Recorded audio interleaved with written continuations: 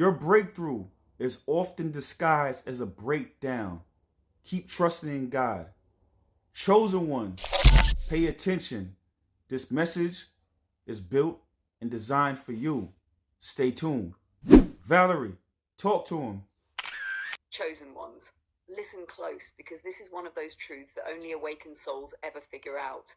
Your breakdown isn't the end of you. It's the end of the version of you that couldn't carry your destiny. When God is about to elevate you, he doesn't rearrange your comfort. He rearranges your identity. And that always feels like something is falling apart. You think you're losing your grip, but what's really happening is God is loosening everything that was gripping you. The habits that kept you small, the relationships that drained you, the environments that dimmed you, the beliefs that lied to you about who you are. A breakdown is never random. It is precision surgery from the Most High, cutting away what was killing your purpose. Hear me, you're not collapsing, you're shedding, you're not failing, you're transforming, you're not losing your mind. You're losing the programming that was never yours in the first place. And the reason it hurts? Because your breakthrough requires space. Space in your mind, space in your heart, space in your spirit. God will break what you were clinging to so you can hold what you were born for. This is why the chosen ones get hit the hardest, because your calling is heavier, your mission is bigger, your anointing is rare. You're not being punished. You're being positioned. So if life feels like it's cracking open, if you feel stretched, stripped, or shaken, don't panic. He's not breaking you. He's breaking you free. Elevation requires isolation. Elevation requires isolation. You see, chosen ones, you were put into situations in your life, your whole life, where you were being guided back home, guided back to your higher self. So God gets to a certain place to where he wants to usher you back to yourself, back to where you can look internally, because God is internal, not external. So elevation requires isolation so you can go back into yourself and you can have a greater understanding and greater relationship with God. So all I to say is that when you start to lose friends, when you start to lose acquaintances, so when you start to lose constituents, when you start to lose situations like jobs and things of that nature, when you're having that breakdown, it's truly just a breakthrough, because God works on you inside out, not outside in. Because if God is in, then you have to cut everything that's without. You have to cut everything off that is outside of you to be able to go inside to have a better relationship with God. So when you start dealing with the loss of friends and loved ones and the loss of relationships, that's because those relationships would take you further away from God. But now, once you get rid of all of the noise and the static, then you have a better relationship with God. Then you'll start to notice that you are changing from the inside out. Then you start having different gravity.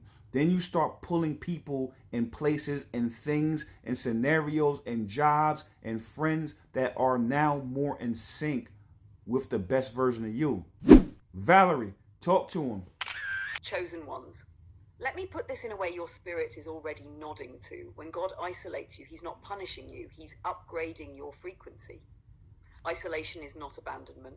It's alignment. People think elevation looks like a crowd cheering for you, but for the chosen ones, elevation looks like silence, like emptiness, like rooms you used to fit in suddenly feeling too small, like conversations you can't participate in anymore, like relationships that used to feel warm now feeling foreign.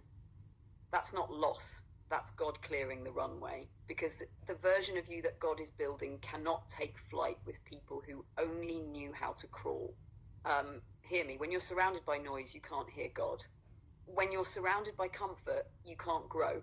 When you're surrounded by the old, you can't become new. So he pulls you back, he cuts the cords, he strips the attachments, he quiets the external world, so you have no choice but to turn inward and finally meet him without interference. And the moment you start choosing yourself, the moment you rise out of survival mode, out of people pleasing, out of karmic attachments, your gravity changes. your spirit gets heavier, your energy gets clearer, your intuition gets sharper, and suddenly you stop chasing. You stop craving validation. You stop begging people to understand your heart. Instead, the right people start orbiting toward you. The right opportunities start clinging to your energy. The right relationships activate on their own. Because once God isolates you, he recalibrates you, and the world has no choice but to adjust. Chosen one, you're not alone. You're being realigned. You're not losing your life. You're losing what was lowering your life. Elevation requires isolation because your destiny requires purity. Stay in that cocoon. God is not done reshaping you. They say that God gives his strongest soldiers the toughest challenges. They say that God gives his strongest soldiers the toughest challenges because iron sharpens iron. A diamond is formed under pressure. If you look at a diamond, that is one of the hardest substances known to man, but it had to deal with the pressure to get to that point. And when you shape a diamond, now that diamond can cut glass. That's what's happening with you. When you're going through all that pressure, when you're dealing with all of that external pressure, when you're dealing with all those forces, when you're being molded and shaped into this fine diamond, that's because you're one of God's strongest warriors, and he knew you can deal with that pressure. Once you deal with that pressure, you receive endless blessings because you had enough faith to not lose faith when going through all of those hardships, because you understood the plan. You understood it wasn't punishment. It was that you were being forged. Your energy was being harnessed and honed and fine-tuned. And because you stayed optimistic, because you still had faith, you took all of those lessons and you took all of those hardships and you turned it into wisdom because you understood it was only tuition. Valerie, talk to him. Chosen ones, lean in for this part because this is where your whole life starts to make sense. People say God gives his strongest soldiers the toughest battles, but they forget the second half of the truth. Those battles are not meant to break you.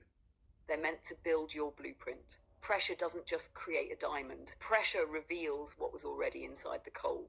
And that's exactly what God has been doing with you. Every setback, every betrayal, every season where you felt like you were carrying weight nobody else could feel wasn't punishment. That was precision engineering. Because before a diamond can shine, it has to survive heat that would turn lesser materials into dust. Before a sword becomes sharp enough to protect, it has to be hammered, folded, and fired again and again. Before a leader can lead, their character has to be carved. And here's the real revelation. Pressure doesn't just shape your strength, it exposes your worth. A diamond doesn't become valuable after the pressure. It was valuable the whole time. The pressure just removed the layers hiding it. The same thing happened with you. The pressure stripped away the illusions. The pressure exposed the truth. The pressure refined your discernment. The pressure purified your spirit. The pressure sharpened your intuition. The pressure taught you how to read energy without words. And because you didn't fold, because you didn't lose faith, because you kept showing up when life kept knocking you down, now you've entered the second phase. Most people never reach the receiving phase. This is where God says, you proved you won't break. Now watch what happens when I bless you. Your blessings hit different when your character has been forged.